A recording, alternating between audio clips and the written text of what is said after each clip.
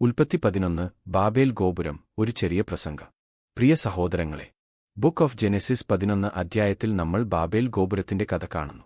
മനുഷ്യർ ഒരുമിച്ച് ചേർന്ന് പറഞ്ഞു, നമ്മുടെ പേർ പ്രശസ്തമാകട്ടെ, ആകാശം തൊടുന്ന ഒരു ഗോപുരം പണിയാം. അവരുടെ ലക്ഷ്യം ദൈവത്തെ മഹത്വപ്പെടുത്തൽ അല്ലായിരുന്നു, സ്വന്തം മഹത്വം ഉയർത്തുക ആയിരുന്നു. ഇവിടെ നമ്മൾ ഒരു വലിയ ആത്മീയ സത്യം പഠിക്കുന്നു. ദൈവമില്ലാത്ത ഐക്യം അപകടകരമാണ്. മനുഷ്യർ കഴിവിലും ബുദ്ധിയിലും മുന്നേറാം, പക്ഷേ ദൈവത്തെ മറന്നാൽ ആ ഉയരം നിലനിൽക്കില്ല. ദൈവം അവരുടെ ഭാഷകൾ കലക്കി. എന്തുകൊണ്ട്? കാരണം അഹങ്കാരം മനുഷ്യനെ ദൈവത്തിൽ നിന്ന് അകറ്റുന്നു. ബാബേൽ നമ്മെ പഠിപ്പിക്കുന്നത്, ദൈവത്തെ ഒഴിവാക്കി പണിയുന്ന ജീവിതം തകരും. സ്വന്തം മഹത്വത്തിനായി ജീവിക്കുന്നവർ അവസാനം ആശയക്കുഴപ്പത്തിൽ ആവും.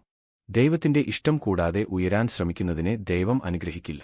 ഇന്ന് നമ്മുടെ ജീവിതത്തിലും ഗോപുരങ്ങൾ ഉണ്ടാകാം: പണം, സ്ഥാനം, പ്രശസ്തി, സ്വാർത്ഥ സ്വപ്നങ്ങൾ. ചോദ്യം ഇതാണ്: നമ്മൾ പണിയുന്നത് ദൈവത്തിന്റെ മഹത്വത്തിനായോ നമ്മുടെ മഹത്വത്തിനായോ? യേശുക്രിസ്തു നമ്മെ വിനയത്തിന്റെ വഴിയിലേക്ക് വിളിക്കുന്നു.